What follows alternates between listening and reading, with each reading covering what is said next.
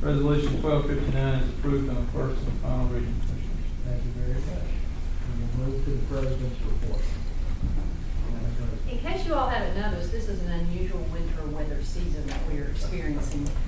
The Commissioner Simmons brought up last month the issue with gas prices and the market rates. We've asked Sherry Ottinger to update you on the impact of this winter's mild weather and its impact on our operations and our customers. Good afternoon, Commissioners. This has indeed been a very mild winter. It's been 20% warmer than last winter, so we're definitely feeling the change there. In fact, you may have thought you missed winter, it's been so warm. But we went back and we looked at the last 25 winters up to this point in mid-February. What we found is that this winter ranks 24th out of 25. So it has been very, very warm. The impact that is having on our customers, of course, when we have mild weather, the heat pumps, the gas furnaces are not working as hard, so the consumption goes down and the bills go down, and we're definitely seeing that. We're also seeing that our high bill calls are down. They're down 75%. This time last year, we were fielding 120 calls a day. Now we're fielding about 30 calls per day, so a dramatic decrease there. Just to talk a little bit in detail about the gas bills. Last winter, over a 6-month period, the average customer paid a little over $600. This winter, it's going to be a little bit under $550. So that is about a 10% decrease. And again, that is being driven primarily by the reduced consumption. And we also do have lower gas commodity prices that are also helping bring the bills down. For the electric bills, last winter, the average electric customer, residential, would have paid a little over $700. This winter, it's going to be just under that amount. So again, that is down 5%, and the usage is down 5%. So again, it's just the impact of that warm weather. I think we've told you many times over the years when we do receive those high bill calls, that generally it is consumption is the main driver, and this is the same case here in the decrease. However, we are still receiving some high bill calls. There are concerns out there. We continue to provide customers with information. I think that education is one of our key tools, giving them some very tangible ways that they can reduce their individual bill. We do that through brochures, through our website, we're on Facebook, a lot of different mediums for providing that information. And as I believe you are aware, we do have customer counselors.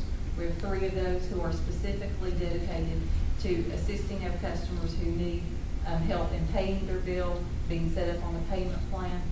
There are several forms of financial assistance. Again, the payment options can be a great benefit to customers to help get them through a difficult time. And I'll talk a little bit more about Project Help in a minute, but there's also some outside assistance.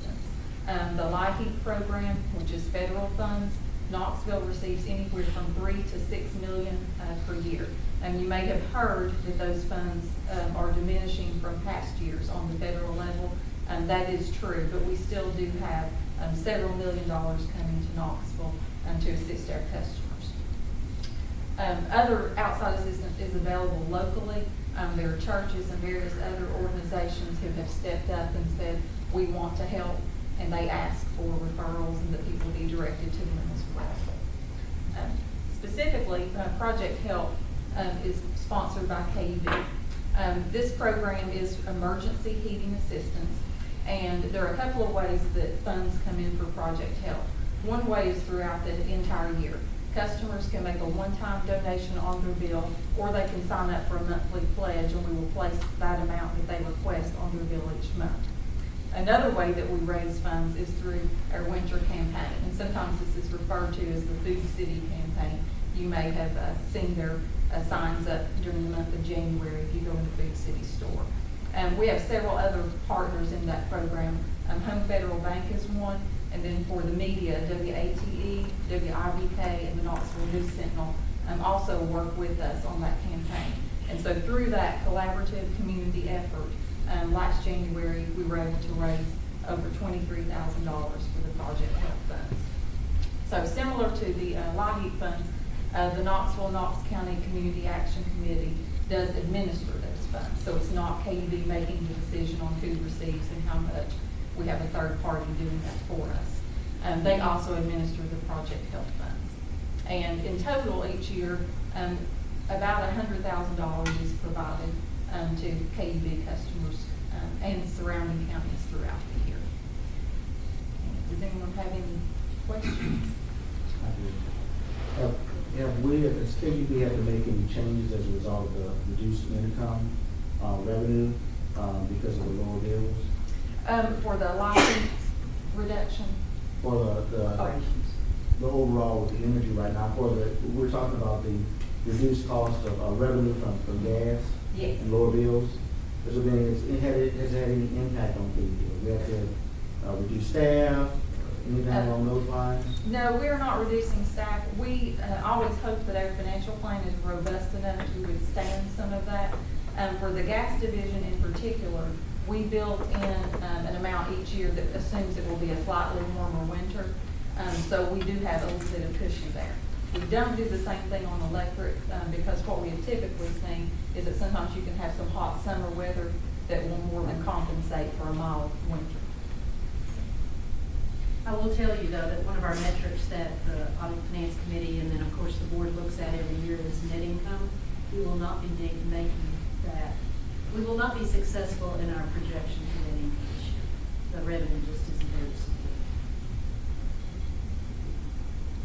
Do we know any stats? If a customer has gas and electric residential, do we know percentages if they heat by electricity or gas at all? Even a wild guess. We have calculated that in the past. We have not done so recently.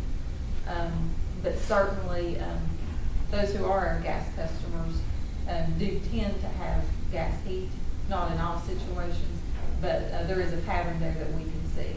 And you can see when if they have the gas heat, that their electric bill is down. So I couldn't tell you a number, though. We can probably look at it and try to come up with swagger. Personal curiosity. On the project help, is the $23,000, is that a good year or a lousy year? How does that stack up? I believe that number is down a little bit from previous years. One thing anecdotally that I think may be influencing that is it was so warm in January, and if you walk in and see a sign that says, help your neighbors during the cold weather, it's a little bit harder to make that connection to say, oh yeah, it's really cold, people need help. So this year was down a little bit. Well, have the requirements for assistance been down? Does it mirror the reduction of the overall reduction in heat and gas? Yeah, I don't think that the number of families requesting help will be down very much, primarily because a lot of things that we see with Project Help are folks who have experienced a job loss or maybe a medical bill that they were not expecting. And so because of those reasons, you don't necessarily need a high bill.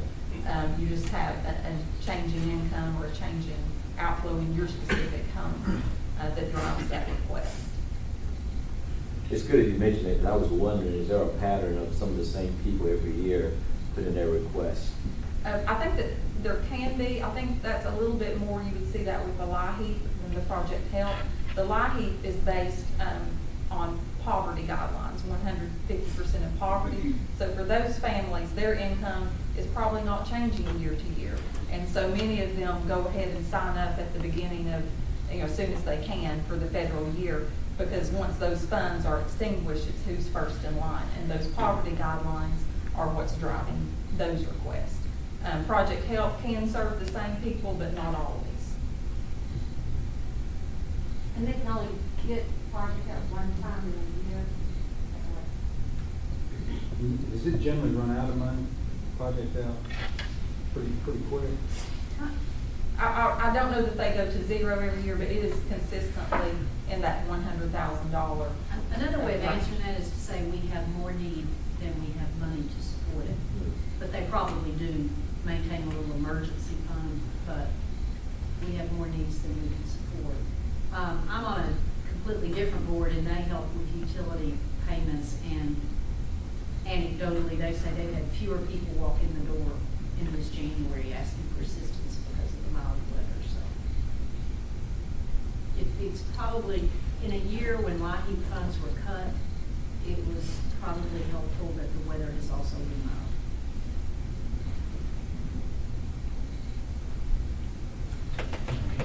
Questions from Sherry? Thank you. Any questions out there? Okay, I guess that concludes our business today. Very quick and efficient. We're going to see that. Anybody have any other business to board? Okay, well, I'm going to call this adjourned. We will have a meeting across the hall for lunch. And it's open to the public.